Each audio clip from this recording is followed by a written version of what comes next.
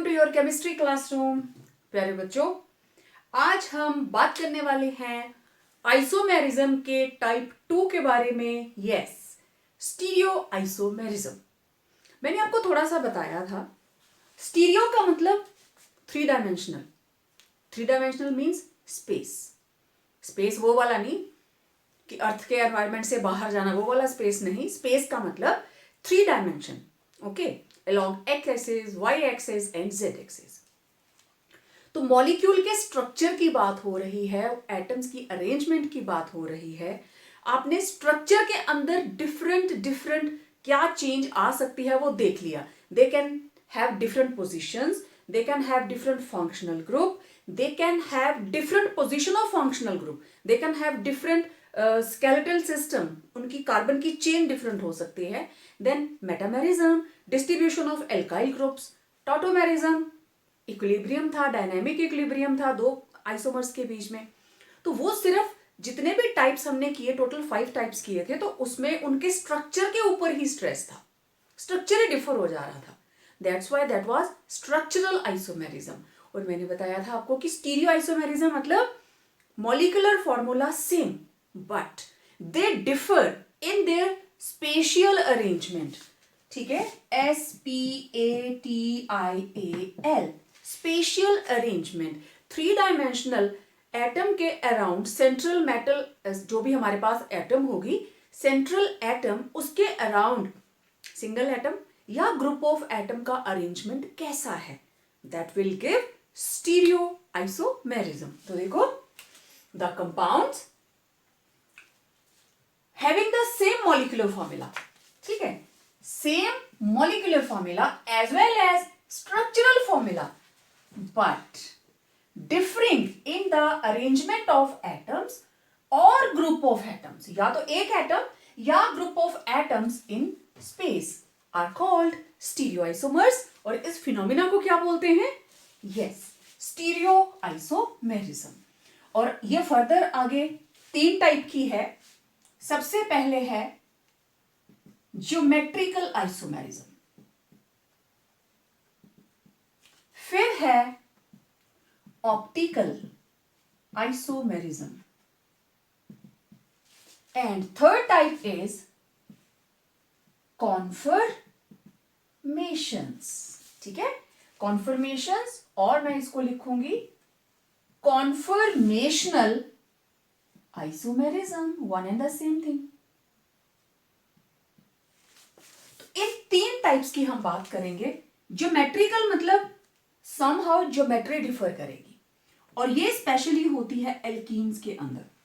ठीक है, optical isomerism बहुत सारे कंपाउंड्स के अंदर है। मैं इसको सिंपल हाइड्रोकार्बन लिख दूंगी,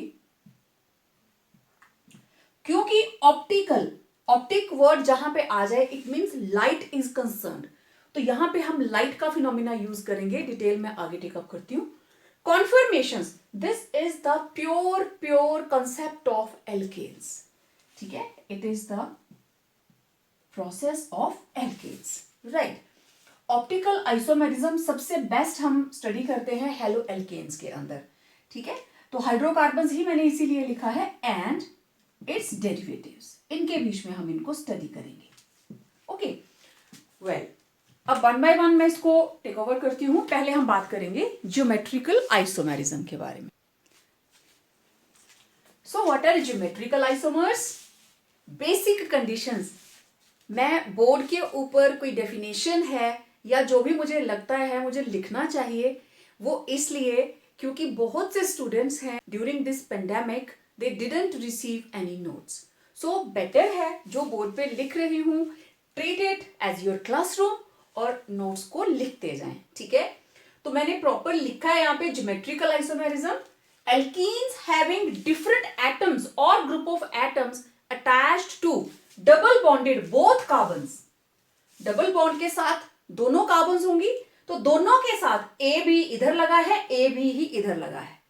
आप समझ गए होंगे कि दो एक जैसे एक कार्बन के साथ और दोनों एक जैसे एक कार्बन के साथ, इधर भी ए बी, इधर भी ए बी। ठीक है, represent two spatial arrangement, दो अलग अलग अरेंजमेंट्स आएंगी और उनको हम बोलेंगे geometrical isomers and this phenomena is known as geometrical isomerism.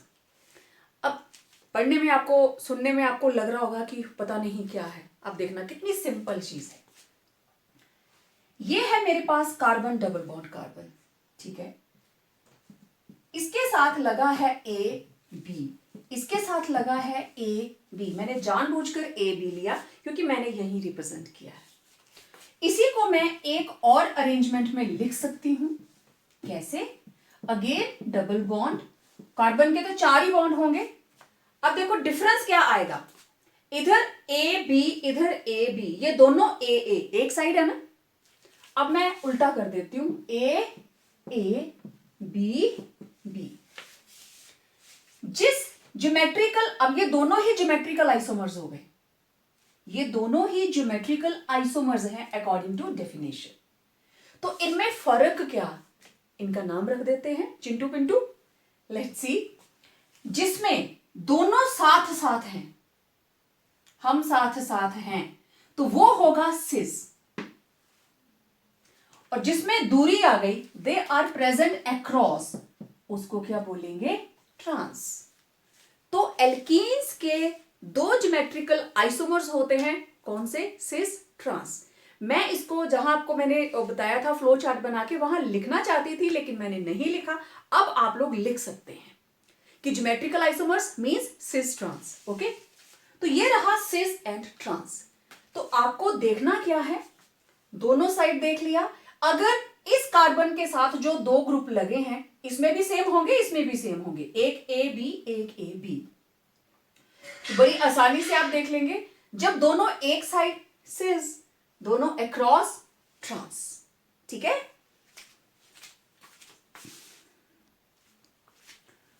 तो मैं थोड़ा सा मेंशन कर देती हूं।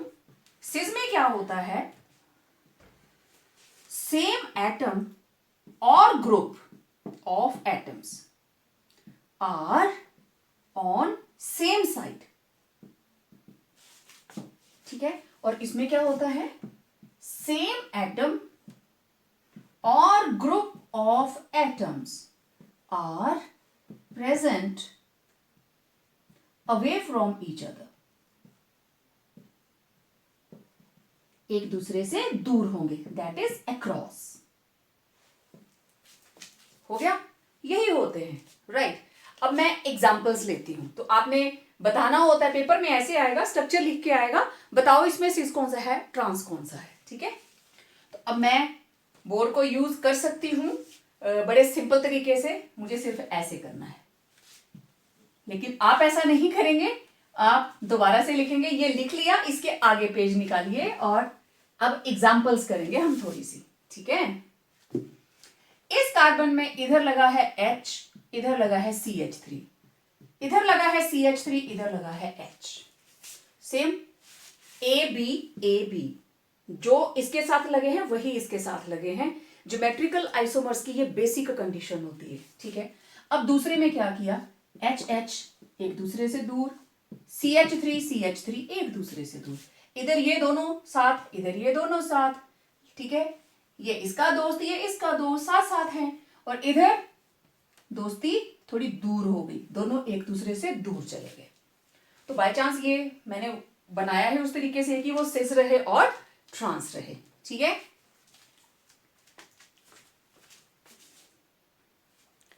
अब ये मैंने कुछ एग्जांपल्स लिखी हैं, जैसा आपको एग्जाम में आता है, बस आपने बताना होता है सिस क्या है, ट्रांस क्या है, ठीक है। बाकी तो नॉमेनक्लेचर वही रहेगा जो हम सीख कर रहे हैं। एल्कीन्स का word root, primary suffix, secondary suffix, बस उसके आगे सिस या ट्रांस लग जाता है, ठीक है। अब यहां पे देखिए, ब्रोमीन और क्लोरीन, इधर भी ब्रोमीन और क्लोरीन, तो सेम कहां पे हैं, एक दूसरे से दूर हैं, क्रॉस, तो इट इज ट्रांस, राइट। यहां देखो, हाइड्रोजन क्लोरीन, हाइड्रोजन क्लोरीन, तो जो सेम है वो कहां पे है, ये इधर, ये इधर, साथ साथ, सिस। बहुत सिंपल है। उधर देखो, एक लगा है H, एक लगा है C2H5, दूसरे के साथ भी H और C2H5 सेम। हाइड्रोजन हाइड्रोजन एक दूसरे से दूर, इथाइल इथाइल एक दूसरे से दूर, तो क्या हुआ, ट्रांस। अब यहां क्या हुआ, यहां चेंज आ गई, ठीक है। When only one group is same, जब सिर्फ एक ग्रुप सेम हो तो आप सिर्फ उसी की पोजीशन देखोगे। Then focus on only the similar group. अगर एक ही ग्रुप है, when only one group is same, then focus on only the similar group. तो अब देखो, इधर है मिथाइल, इधर है इथाइल, इनकी कोई दोस्ती नहीं है, तो ये हाइड्रोजन और हाइड्रोजन, अब हम सिर्फ इनको देखेंगे, ठीक है। ये दोनों एक साइड सिस, ये है मिथाइल, ये है प्रोपाइल C3H7, तो हाइड्रोजन हाइड्रोजन सेम है, एक दूसरे से दूर, it is trans.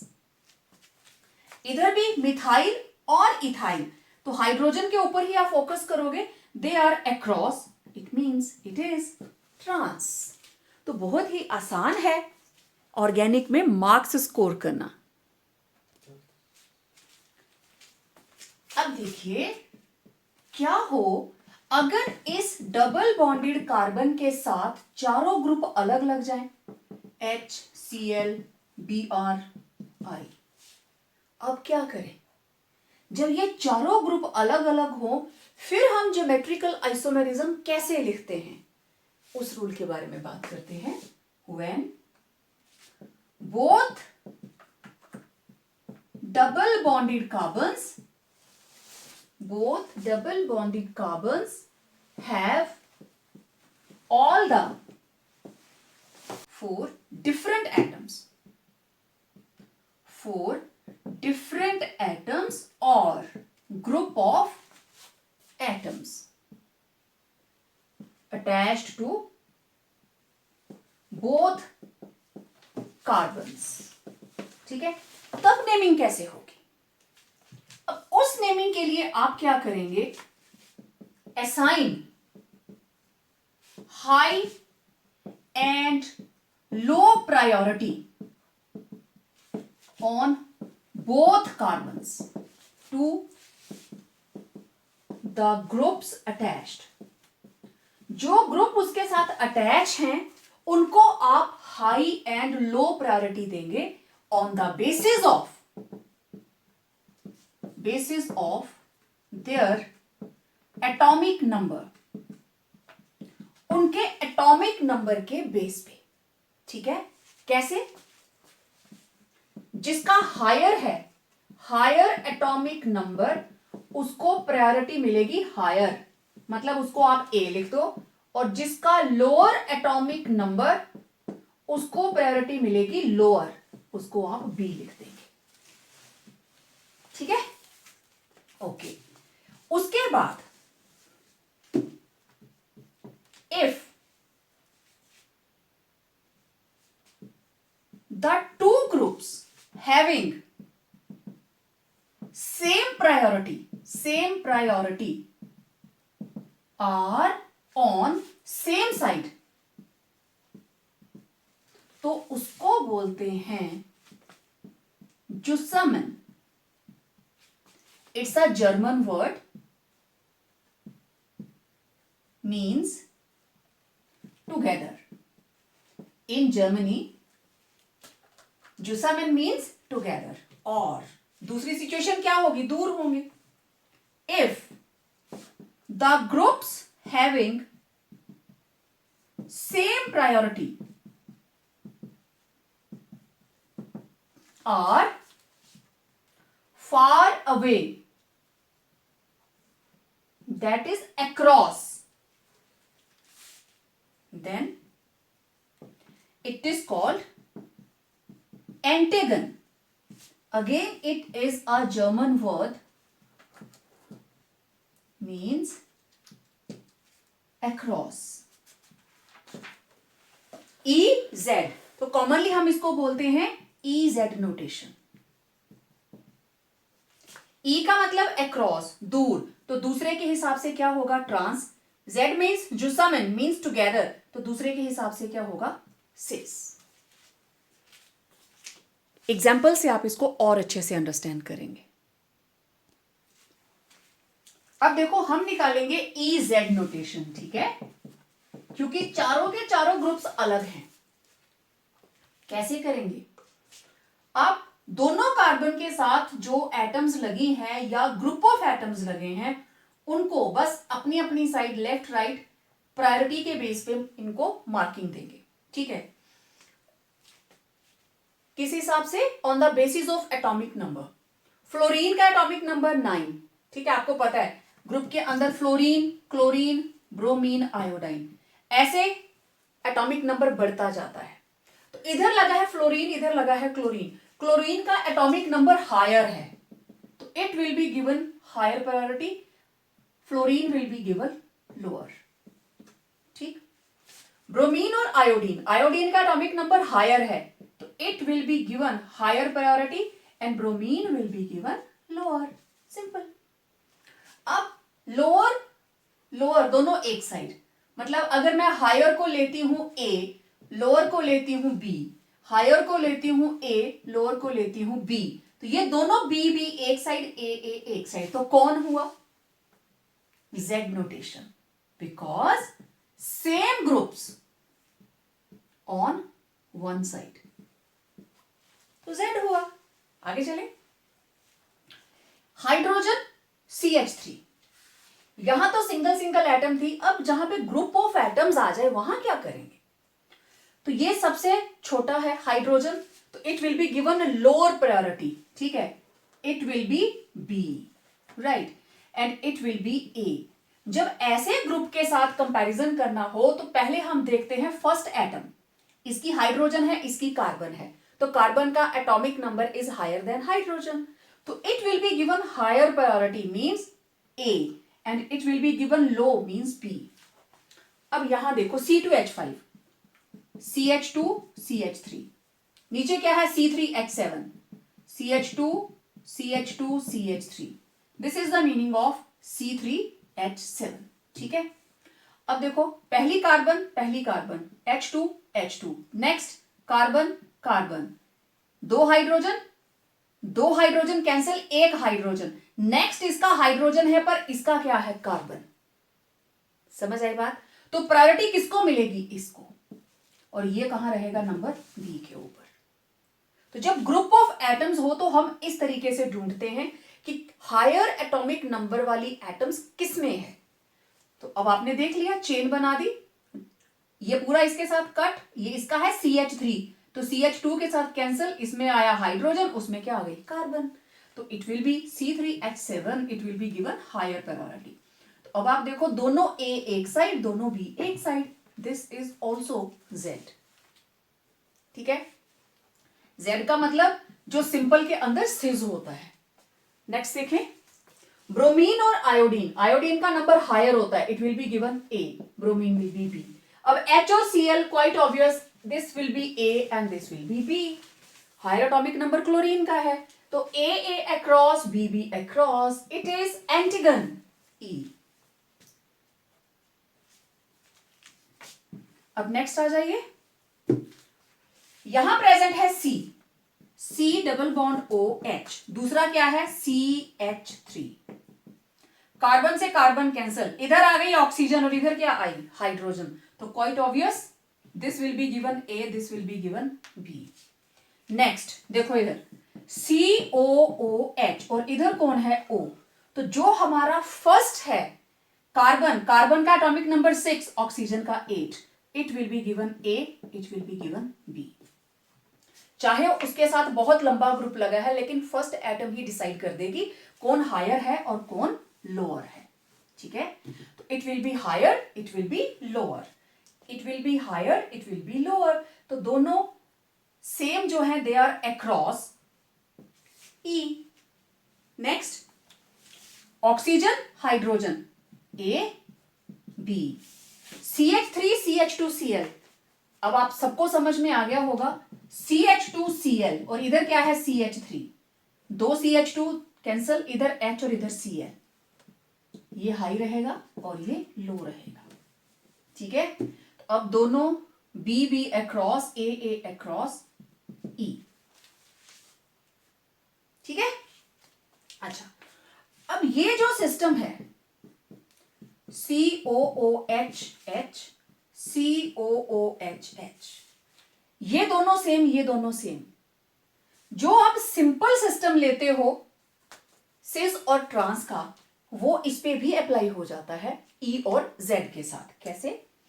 It will B carbon, it will B hydrogen. तो कार्बन वाले को मिला A, हाइड्रोजन को मिला B, कार्बन को मिला A, हाइड्रोजन को मिला B। ठीक है, अब देखो दोनों A एक साइड, दोनों B एक साइड, तो कौन है ये? Z। Z मीन्स सिस।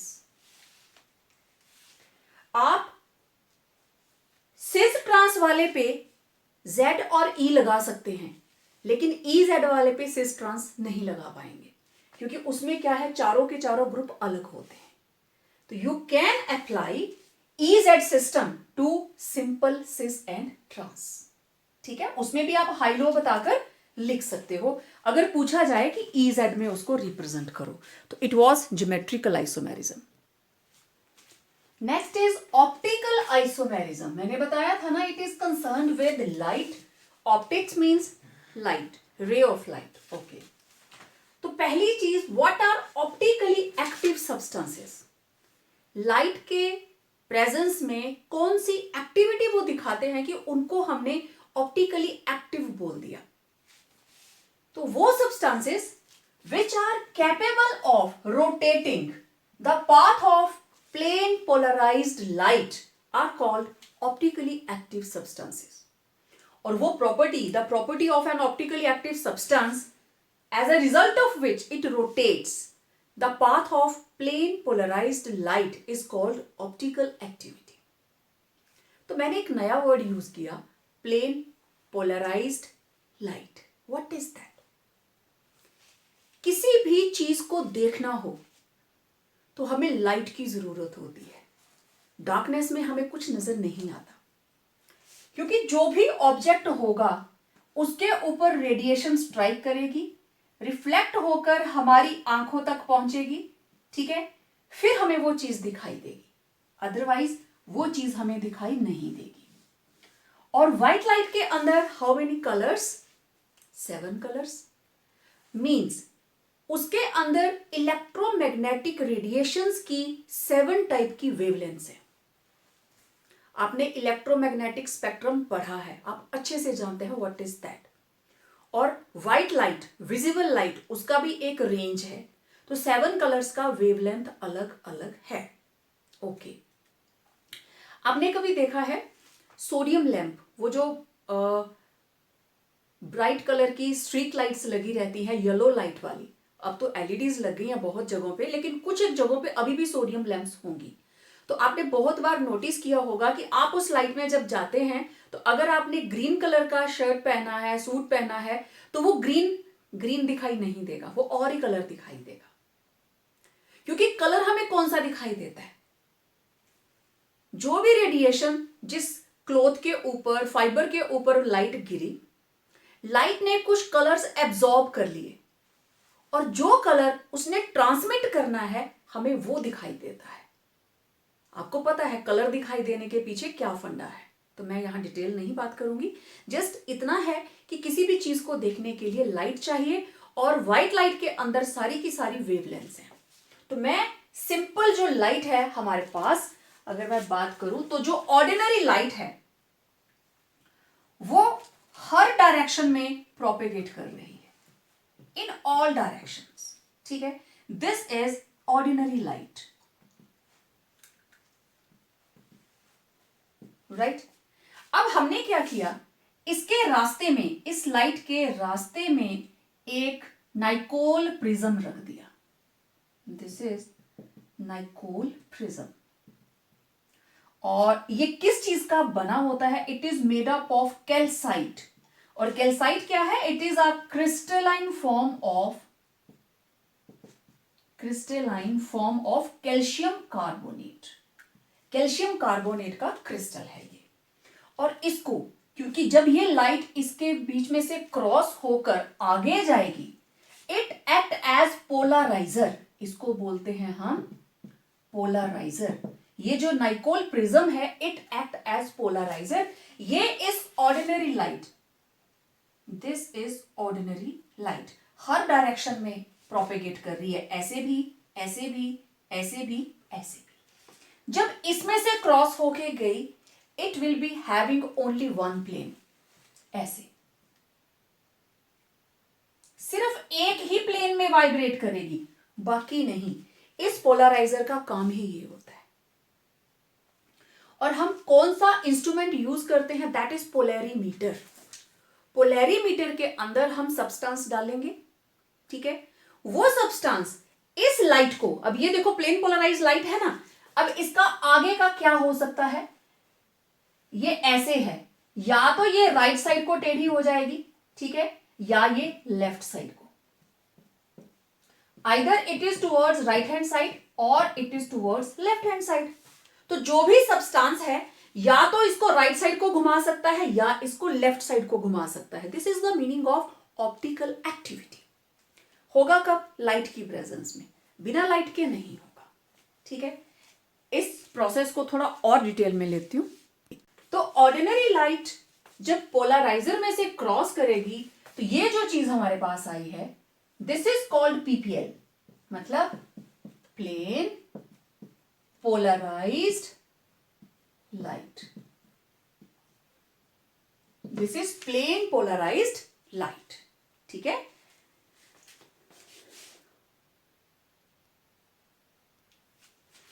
अब देखो पोलैरीमीटर के अंदर क्या होता है। This is source of light and आप इसको बोल सकते हो ऑर्डिनरी लाइट, क्योंकि इसमें हर डायरेक्शन में लाइट की प्रोपेगेशन है।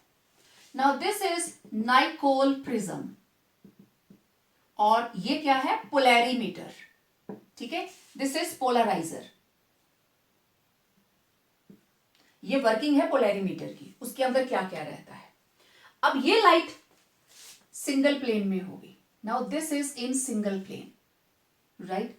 तो इसको मैं क्या बोलूंगी? This is PPL, plane polarized light, ठीक है।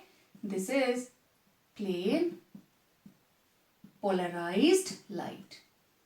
अब इसको हमने पास करना है उस ट्यूब में से जिसके अंदर हमने सब्सटेंस लिया है, जिसको हम चेक करने वाले हैं।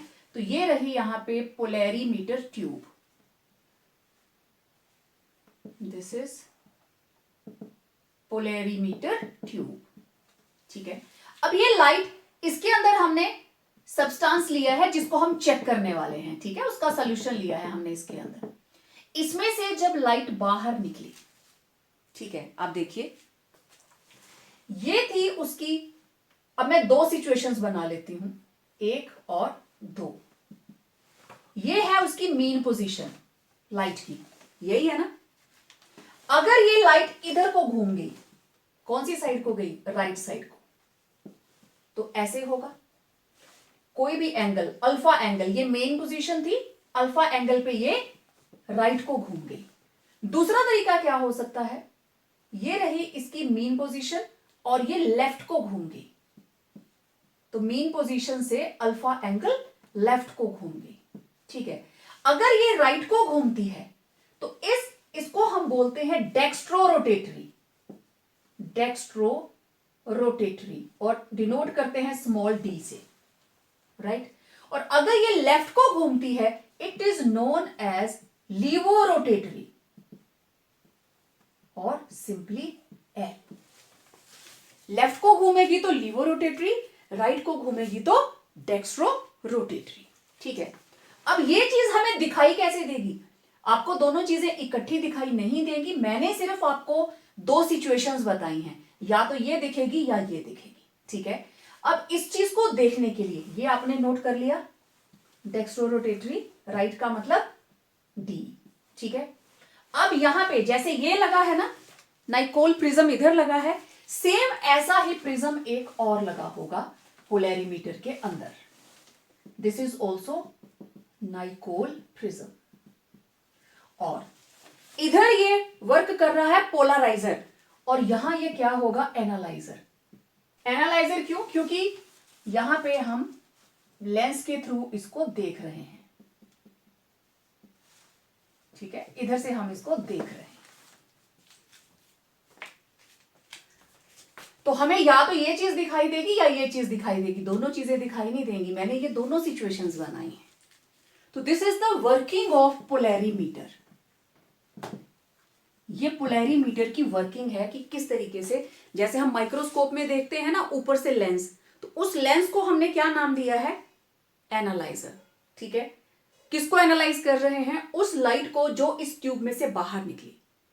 और वो लाइट कौन सी है? पीपीएल, एक प्लेन की है, क्योंकि एक प्लेन को तो आप देख सकते हो वो लेफ्ट को जा रहा है या राइट को जा रहा है। This is how a polarimeter works.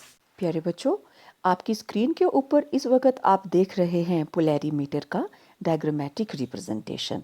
तो लेट्स स्टार्ट विद, बिल्कुल शुरू में we are having unpolarized light means ordinary light, and ordinary light it is composed of electromagnetic radiations. और आपको पता है इलेक्ट्रोमैग्नेटिक रेडिएशन 3 डायमेंशन में वाइब्रेट करती है। Its particles are vibrating in all directions. Okay, लेकिन हमें तो जो काम करना है उसके लिए वो लाइट चाहिए जिसकी एक ही वेवलेंथ हो, जो एक ही प्लेन में वाइब्रेट कर रही हो। तो उसके लिए हमने यूज़ किया पोलराइजर का, which is made up of Nicol, right? तो this is called Nicol prism and it act as polarimeter. तो जब ऑर्डिनरी लाइट इसमें से पास करेगी तो नेक्स्ट स्टेप के ऊपर देखिए, हमारे पास आ गई प्लेन पोलराइज्ड लाइट, और उसका एरो दिखा रहा है that it is vibrating in one plane, up and down. Okay, next, तो ये जो पोलैरीमीटर ट्यूब है इसके अंदर हमने ऑप्टिकल आइसोमर का सॉल्यूशन भरा है, क्योंकि हमने उसी को तो स्टडी करना है ना कि वो ऑप्टिकली एक्टिव है या नहीं। उसको क्रॉस करके जब लाइट बाहर निकलेगी, जो प्लेन पोलराइज्ड लाइट है, अब उसको फिर से एक प्रिज्म में से पास करना है, क्योंकि हम देखेंगे तो वो लाइट प्रिज्म में से होकर आएगी, और उसे हम क्या बोलेंगे? एनालाइजर, क्योंकि अब वो इस एमिटेड लाइट को एनालाइज करेगा। तो हम देखेंगे कि वो जो प्लेन ऑफ पोलराइज्ड लाइट है, अब वो क्या लेफ्ट को घूमा है या राइट को घूमा है। अगर वो ब्लैक लाइन के ऊपर ही टिका रहा तो इसका मतलब सब्सटेंस जो है वो ऑप्टिकली इनएक्टिव है। लेकिन अगर वो राइट साइड को घूम गया, अभी आपकी स्क्रीन पे वो राइट साइड को घूमा हुआ है, ठीक है, जो उसका प्लेन ऑफ इंसिडेंट है वो है ब्लैक, तो वो घूम गया है राइट साइड को। तो अगर वो इंसिडेंट लाइट के लेफ्ट को जाता है तो इसका मतलब वो लीवो रोटेटरी है, और अगर वो इंसिडेंट लाइन के राइट साइड को जाता है तो it will be dextro rotatory. तो अब आप देखो, इंसिडेंट लाइट आपके सामने है और वो किस साइड को गया है? राइट साइड को। तो इट मीन्स इस वक्त जो आप स्क्रीन पे देख रहे हो इट इज डेक्स्ट्रो रोटेटरी, ठीक है। Beam of light, it is composed of electromagnetic radiations vibrating in all directions. तो रास्ते में हमने रखा पोलराइजर, जो इसकी अलग अलग डायरेक्शंस को एब्जॉर्ब करेगा और उसको एक प्लेन में कर देगा। तो it will become plane polarized light, ठीक है, इसको हम बोलेंगे प्लेन पोलराइज्ड लाइट। अब इसको पास करना है हमने सॉल्यूशन में से जिसकी ऑप्टिकल एक्टिविटी हमने देखनी है। तो एग्जाम्पल के लिए हमने लिया है डी, और ये रहा एनालाइजर। तो आप देखो, शुरू में वो सीधी लाइंस हैं, बट अब इसने उसको राइट साइड को टिल्ट कर दिया। एनालाइजर से देखेंगे ना, तो जब हमने एल वाला लिया तो ये रहा एनालाइजर, वो देखो उसने उसको लेफ्ट को कर दिया। तो इस तरीके से हम ऑप्टिकली एक्टिव सब्सटेंसेस का पता लगा सकते हैं। तो जो डेक्स्ट्रो होते हैं वो राइट साइड को घुमाते हैं और उनको हम प्लस बोलते हैं, और जो लीवो रोटेटरी आइसोमर्स होते हैं, इसका मतलब होता है लेफ्ट साइड, तो उनको हम नेगेटिव साइन से डिनोट करते हैं। तो इनेंशियोमर्स क्या होते हैं? जो सेट ऑफ ऑप्टिकल आइसोमर्स होते हैं, they are called enantiomers. Let us check your progress regarding polarimeter. यहाँ पे मार्किंग है 1 से लेके 8 तक। तो बताइए नंबर 1 पे कौन है? Yes, this is source of light. What is number 2? This is representation of ordinary light vibrating in all directions. ठीक है? Next, number 3. Yes, this is Nicol prism. Number 4. Yes, this is plane polarized light. Number 5. It is having solution of a substance जिसकी optical activity हमें study करनी है और हम इसको क्या बोलेंगे? Polarimeter tube. Now what is number 6? Number 6 आपको शो कर रहा है कि उसके अंदर प्लेन पोलराइज्ड लाइट चेंज हो रही है, उसकी डायरेक्शन चेंज हो रही है। तो ये next number 7, this is analyser. और नंबर 8 पे आप देख रहे हो कि जो प्लेन पोलराइज्ड लाइट है इस केस में लेफ्ट को टिल्टेड है, तो ये रिप्रेजेंटेशन लिवो के लिए है। तो it was all about polarimeter. अब अगर आप एग्जाम्पल देखें तो ग्लूकोज और फ्रक्टोज, ग्लूकोज होता है डेक्स्ट्रो रोटेटरी और फ्रक्टोज होता है लीवो रोटेटरी। तो आप देखो दोनों की एंगल जो हैं राइट और लेफ्ट को हैं। ग्लूकोज में रेड एरो राइट को और फ्रक्टोज के अंदर एरो जो है वो मीन पोजीशन से लेफ्ट को जा रहा है। अब आपने ये तो देख लिया, जो सब्सटेंसेस राइट साइड को लाइट घुमाएंगे उनको आप बोलोगे डेक्स्ट्रो, स्मॉल डी। जो लेफ्ट को घुमाएंगे दे आर लीवो, स्मॉल एल। लेकिन ये सब्सटेंसेस लाइट को घुमाते ही क्यों हैं? सारे के सारे सब्सटेंसेस क्यों नहीं घुमाते? कुछ एक ही क्यों घुमाते हैं? उनके अंदर ऐसी क्या खास बात है या ऐसी क्या कमी है? तो क्या कंडीशन है कि वो ऑप्टिकल एक्टिविटी शो करते हैं? ओके, अब देखो ये मेरा हाथ, अगर आप इस हाथ को मैं मिरर में देखूं, ठीक, तो ये कैसे दिखाई देगा? ऐसे थोड़ी दिखेगा। ऐसा है तो मिरर में ऐसा दिखाई देगा। माई left hand is mirror image of my right hand. ये दोनों एक दूसरे की मिरर इमेज है, ठीक है। लेकिन अगर मैं अब इसको उठा के इसके ऊपर रखूं तो क्या ये इसको सुपर इंपोज कर रहा है? क्या मेरे राइट हैंड की फिंगर्स और थंब मेरे लेफ्ट हैंड की फिंगर्स और थंब्स को बिल्कुल सुपर इंपोज कर रही हैं क्या? छुपा रही हैं एक दूसरे को? नहीं। अब ये जो प्रॉपर्टी है जिसमें non super imposable mirror image बनती है, non super imposable mirror image, ठीक, कौन बनाता है? वो बनाएगा विच इज कायरल। अब ये नई टर्मिनोलॉजी आ रही है, अभी आपको लिखने की जरूरत नहीं है, मैं बताती हूं कब क्या लिखना है। जो कायरल होगा, अब कायरल कौन होगा? क्योंकि हम कार्बन्स की बात कर रहे हैं। कायरल हम उस कार्बन को बोलते हैं जिस कार्बन के साथ सारे के सारे ग्रुप्स डिफरेंट हो, in which all the 4 groups or atoms attached to carbon are different, ठीक है। मतलब ये हुआ, ये जो स्ट्रक्चर बना, this is not symmetrical, this is dissymmetrical, ठीक है। It should be asymmetrical, symmetrical नहीं होना चाहिए। इसका क्या मतलब हुआ कि वो सिमेट्रिकल है या सिमेट्रिकल नहीं है? अब देखो इंग्लिश का अल्फाबेट है ए। अगर मैं इसको मिरर में देखूं तो मुझे ऐसे ही दिखेगा। मैं इसको उठा के इसके ऊपर रखूंगी तो ये सुपर इंपोजेबल है। तो ये दोनों ही क्या है? सुपर इंपोजेबल मिरर इमेजेस, ठीक है, मिरर इमेजेस। इसका मतलब इट इज ऑप्टिकली इनएक्टिव, ये ऑप्टिकली एक्टिव नहीं होगा, ठीक है। ओके, अब मैंने लिखा B.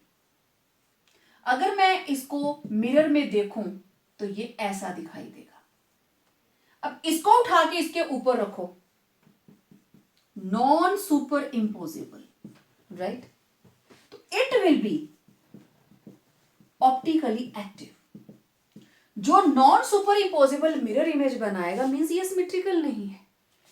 Super imposable mirror image कौन बना रहा है? जिसके अंदर प्लेन ऑफ सिमेट्री है। प्लेन ऑफ सिमेट्री इसको आप ले सकते हैं कि ये एक इमेजिनरी लाइन है। Plane of symmetry is an imaginary line जो कंपाउंड को 2 इक्वल हाफ्स में बांटती है, ठीक है। ये बांटे की इमेजिनरी लाइन, ऐसी कोई लाइन हम ड्रॉ नहीं करते हैं कि मॉलिक्यूल्स को पकड़ेंगे एक और उसके ऊपर लाइन लगाएंगे स्केल लेके, नहीं, ये एक इमेजिनरी लाइन है कि वो मॉलिक्यूल को दो इक्वल हाफ्स में बांट देती है। अब इसको कट करो, ऐसे कट करो, बराबर नहीं है। आप ऐसे कट करेंगे तब भी बराबर नहीं है। अब आप P लिखते हो तो मिरर के अंदर P will be like this. ये भी दोनों क्या है? Non super imposable mirror images, तो ऑप्टिकली एक्टिव होगा।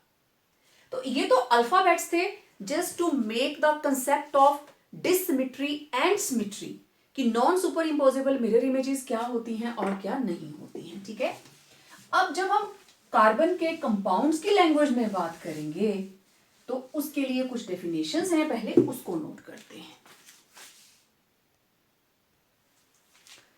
अब देखो,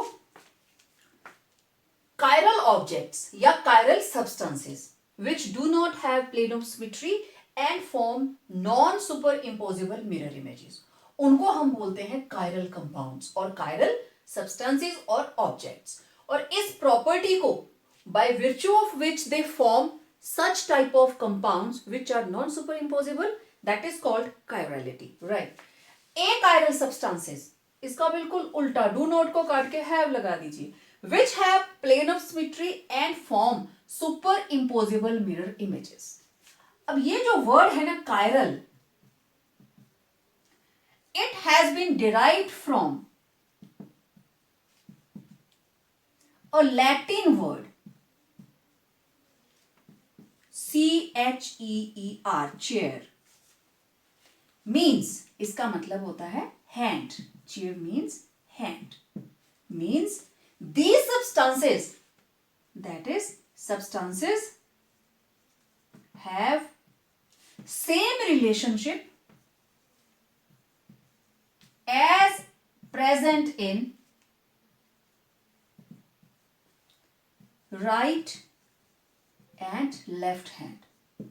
तो यहां से ये वर्ड जो है कायरल बना, this is my right hand, this is my left hand, और इसको उठा के जब ऐसे किया, they are forming non super imposable mirror images, that is why this hand is chiral, it is optically active, asymmetric है।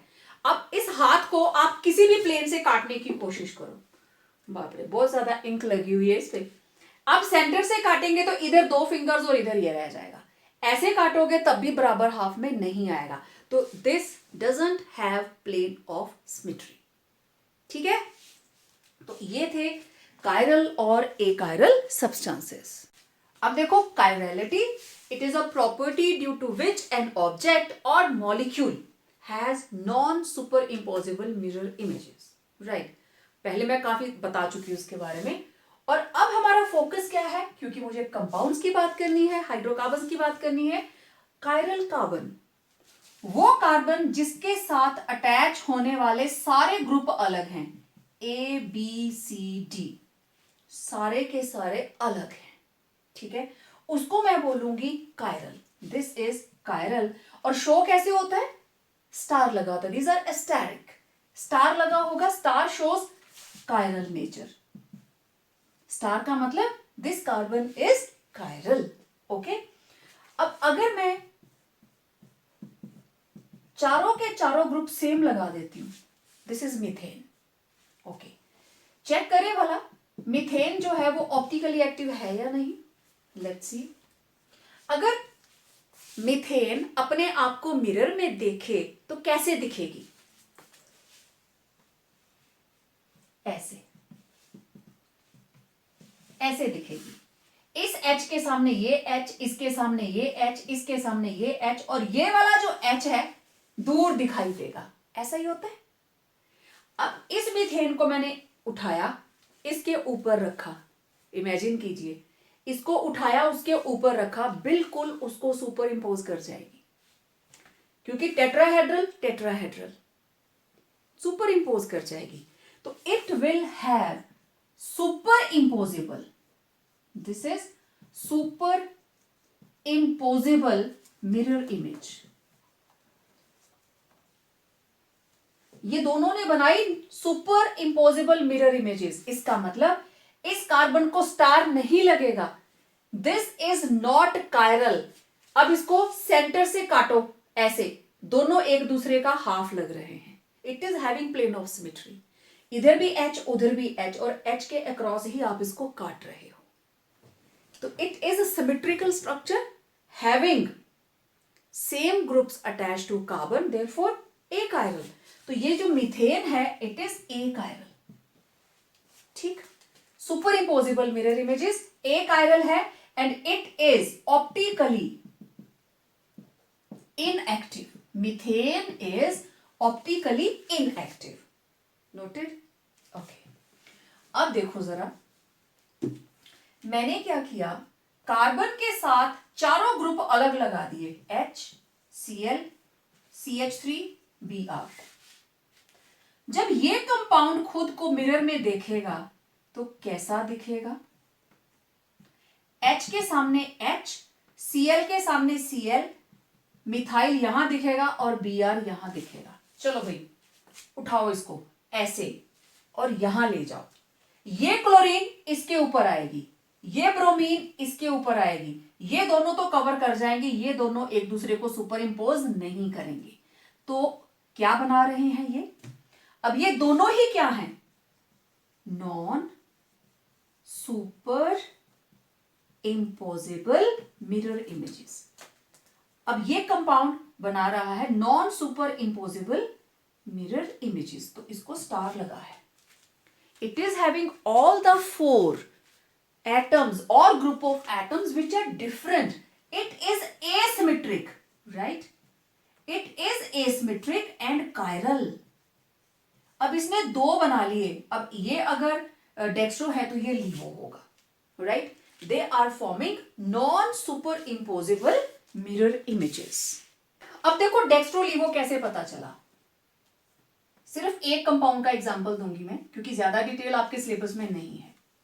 तो यहां मैंने ले लिया H, चलो यहां ले लेते हैं CH3, इधर मैंने ले लिया C2H5 और इधर मैंने ले लिया क्लोरीन, ठीक है। अब जैसे हम उधर प्रायोरिटी बताते थे, जिसका हायर एटॉमिक नंबर था that was given higher priority. यहां आप क्या करोगे, जिसका लोएस्ट नंबर है, लोएस्ट नंबर से आप हाईएस्ट एटॉमिक नंबर की तरफ जाओगे, lowest atomic number to highest atomic number, system वही है। पहले फर्स्ट एटम को कंपेयर कीजिए, फिर सेकंड को, फिर थर्ड को। और ये जो 4 एटम्स लगी हैं इनको आप 1 2 3 4 असाइन करेंगे in increasing order of atomic number. It is not in your syllabus, just आपको डेक्स्ट्रो लीवो समझाने के लिए मैं बता रही हूं, राइट। अब यहां पे सबसे छोटा atomic number hydrogen, number 1। Hydrogen के बाद कार्बन है एटॉमिक नंबर 6, इसके साथ 3 H लगे हैं, इसके साथ आगे कार्बन आ जाएगी, ठीक है। तो it will be given number 2। Then carbon के बाद नेक्स्ट हायर इसको मिलेगा नंबर 2, फिर इसके नेक्स्ट, क्योंकि कार्बन हाइड्रोजन हाइड्रोजन हाइड्रोजन और यहां क्या है CH2 CH3, तो कार्बन से कार्बन कैंसिल, 2 हाइड्रोजन से 2 हाइड्रोजन कैंसिल, तो नेक्स्ट एलिमेंट इज कार्बन। तो क्योंकि हायर ऑर्डर में चलना है, लो से हाई की तरफ, तो this will B number 2, okay. अब कार्बन के नेक्स्ट ये आएगा नंबर 3 और इसका एटॉमिक नंबर तो 17 है, it will be at number 4। फिर आपको क्या करना है, 1 2 3 4 को जोड़ो, किधर से जा रहा है, इधर से स्टार्ट हुआ 1 2 3 4, कौन सी डायरेक्शन है ये, right hand side, this is clockwise, right, it is clockwise, clockwise है तो it is right hand side, right, it will be dextro rotatory, it is D। अब अगर ये खुद को मिरर में देखे कैसा दिखेगा, यहां आ जाएगा CH3, यहां आ जाएगा C2H5, इधर आ जाएगा Cl, इधर आ जाएगा H। चलो भाई फिर से, अब इसको नंबर 1 मिलेगा, इसको 2 मिलेगा, इसको 3 मिलेगा, इसको 4 मिलेगा, घुमाओ एरो। ऑटोमेटिकली उल्टा हो जाएगा भाई, मिरर इमेज का यही तो मतलब है। अब ये घड़ी उल्टा घूम रही है, this is anti clock, this is anti clockwise. Anti clockwise है मतलब लेफ्ट हैंडेड, लेफ्ट हैंडेड है मतलब लीवो रोटेटरी मींस एल।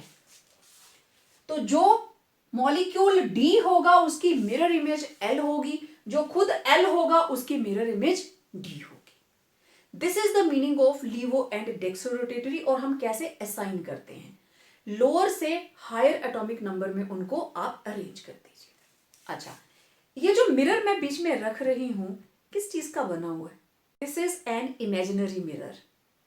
कोई भी मॉलिक्यूल अपना मुंह नहीं देखता है शीशे के अंदर, सिर्फ इमेजिनेशन है कि अगर ये मिरर के आगे रखें तो ऐसा दिखेगा, just to explain the idea of optical activity. ठीक है,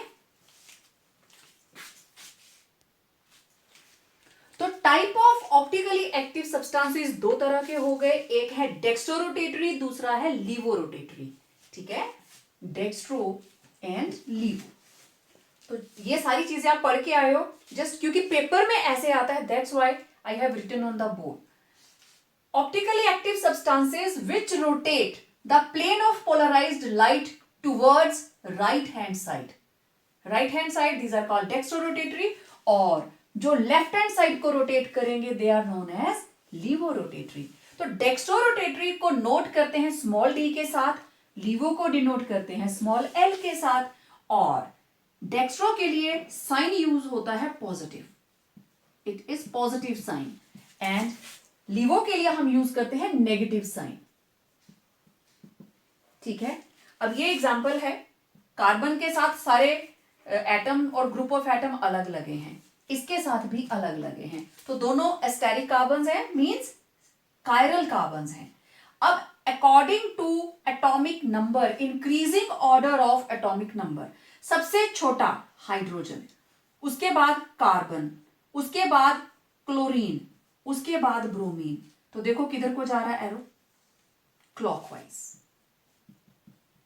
clockwise, right hand side dextro. Clear? अब देखो नंबर 1, नंबर 2, क्लोरीन का एटॉमिक नंबर 3 पे आएगा, ब्रोमीन का 4 पे। चलो भाई, घड़ी की सुई चली उल्टी साइड को। Now this is anti clockwise,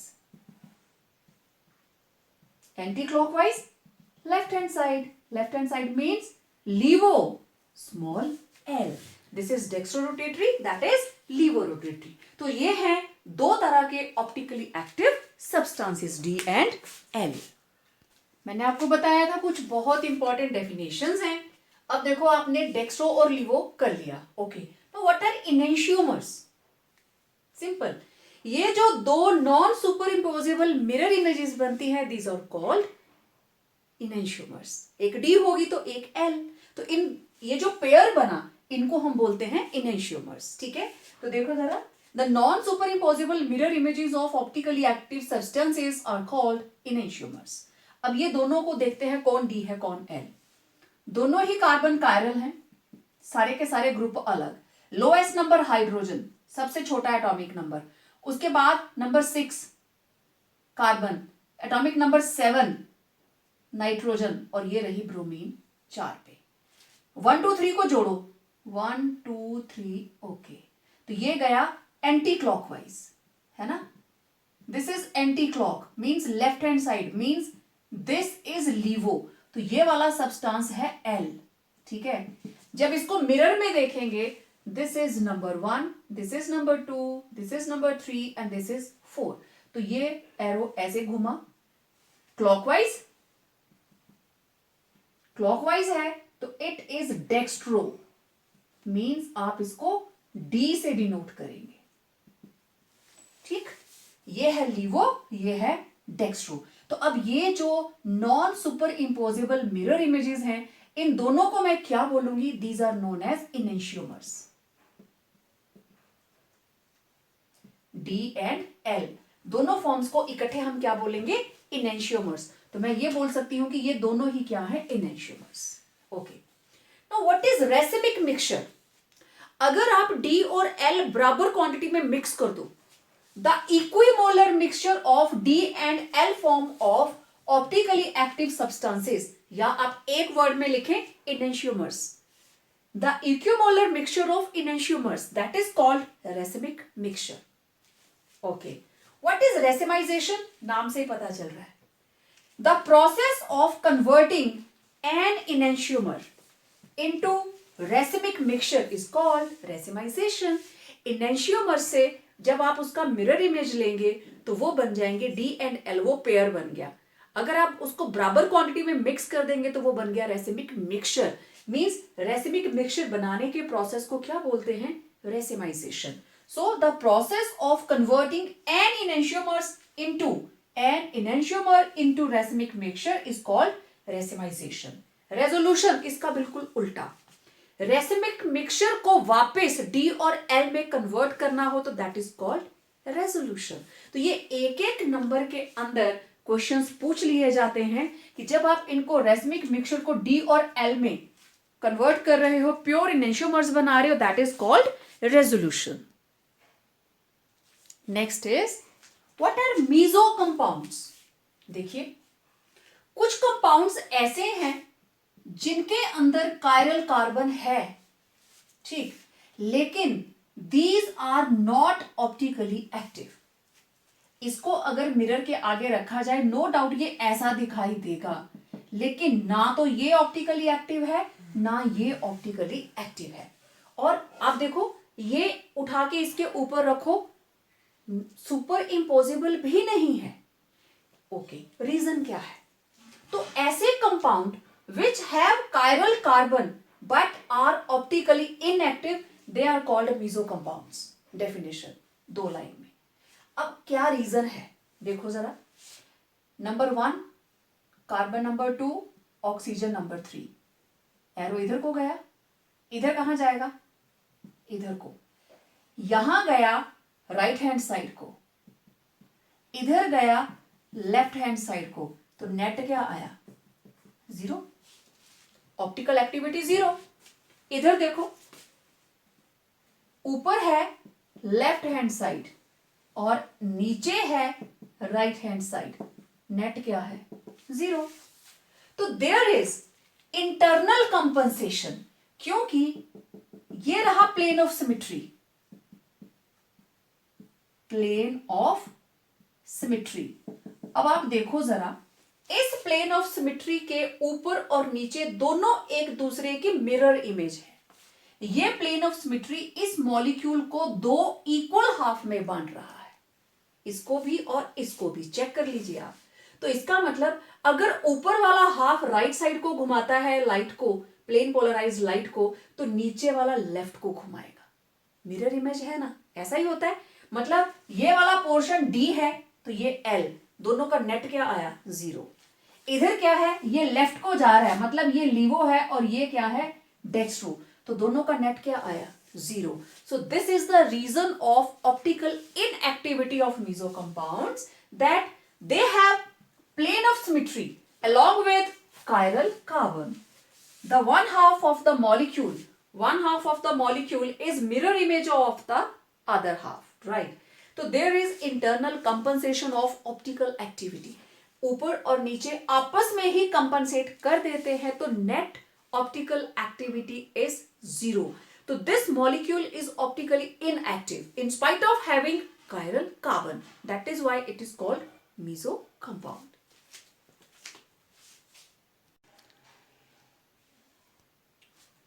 One more very important definition from examination point of view. What are diastereomers? बहुत important. Diastereomers. Definition बहुत ही simple. The stereoisomers which are not enantiomers. मतलब which are not related to each other as mirror images. ठीक है? तो वो stereoisomers which are not mirror images of each other are called diastereomers. Example देखो, मेरे पास है tartaric acid. Okay, tartaric acid का पहले स्ट्रक्चर देखो. 4 कार्बन लगा दो, 1 2 3 4. ठीक है. टर्मिनल के ऊपर COOH, टर्मिनल के ऊपर COOH। अब OH OH H H, ये दो तरह से एग्जिस्ट करता है, एक जिसमें दोनों OH एक साइड है और दूसरा इसका जिसमें एक OH इधर और एक OH इधर। ठीक, ये हैं दो स्टीरियो आइसोमर्स।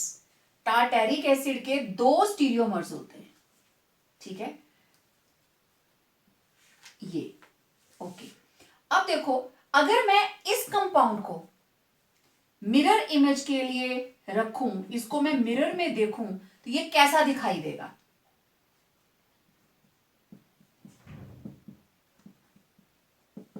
OH के सामने OH और H इधर चला जाएगा, OH के सामने OH H इधर चला जाएगा।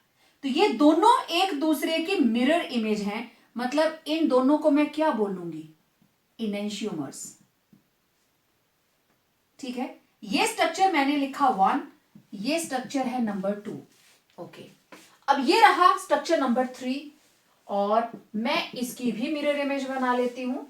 It will be seen in mirror as COOH, carbon carbon COOH।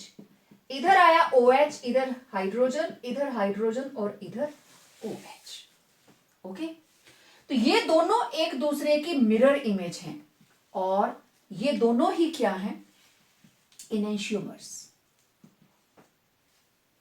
Structure number 3, structure number 4, ये चीज तो क्लियर हो गई।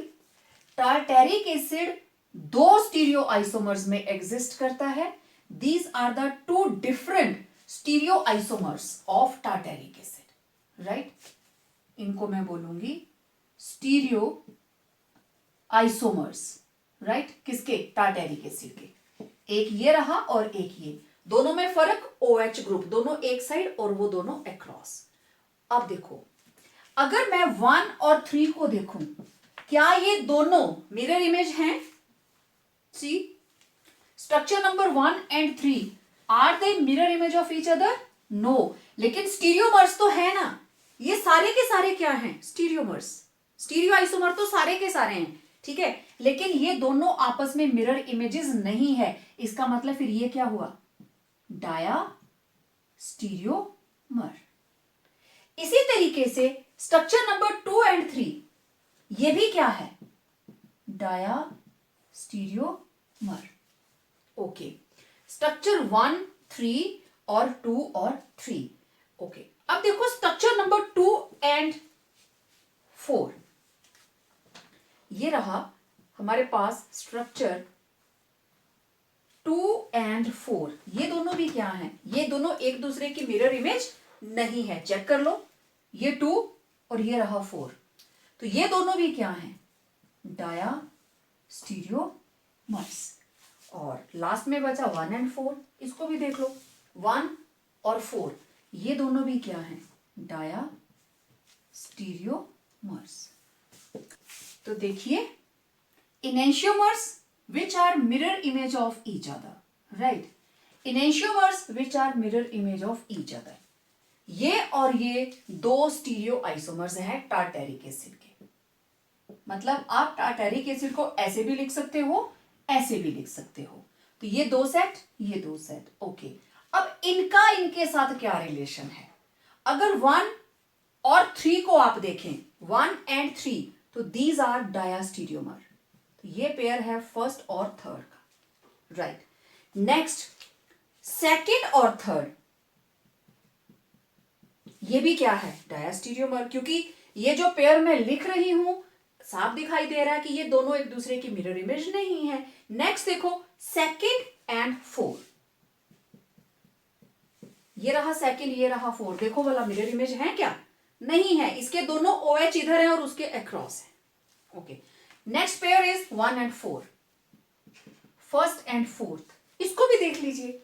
These are not mirror images of each other, तो इनको हम क्या बोलते हैं? These are known as diastereomers. इनको बोलते हैं डायास्टीरियोमर्स। और इसी के अंदर एक और चीज आपको दिखाई दे रही होगी, यस, ये दोनों ही, दीज आर ऑल्सो मीजोमर्स और मीजो कंपाउंड्स। क्योंकि इधर देखो, ये ऊपर वाला हाफ नीचे वाले हाफ का मिरर इमेज, ये वाला इसका मिरर इमेज, ठीक है। इंटरनल कंपनसेशन, ये कंपाउंड हमने मिरर के सामने तो रखा है, लेकिन ये एक्टिविटी शो नहीं करता ड्यू टू इंटरनल कंपनसेशन, तो इनको हम बोल देते हैं मीजो कंपाउंड्स और मीजोमर्स। तो वो आइसोमर्स जिनके पास कायरल कार्बन है but they do not show optical activity are called mesomers, और वो stereoisomers which are not enantiomers, which are not mirror images of each other, they are called diastereomers. So it was all about optical activity. आपने optical activity से related almost हर definition को देखा, सुना और अपनी copy में note भी किया गया होगा, ठीक है। So these definitions are quite important from examination point of view. इनको अच्छे से देखें, नोट करें, अच्छे से समझें, और जो क्वेश्चंस आपको मिलते हैं इससे रिलेटेड उसको सॉल्व करें, चाहे वो जो हमारे पास ज्योमेट्रिकल आइसोमेरिज्म हो, चाहे वो ऑप्टिकल एक्टिविटी हो, राइट। तो अच्छे से इसको आपने अंडरस्टैंड करना है, और कोई क्वेरी रह जाती है do right in comment section. मिलते हैं एक नई वीडियो के अंदर, बात करेंगे उसमें एक और प्रॉपर्टी के बारे में, हम पढ़ेंगे कॉन्फर्मेशंस के बारे में, ठीक है। So stay tune to study about conformations. Till then make your notes.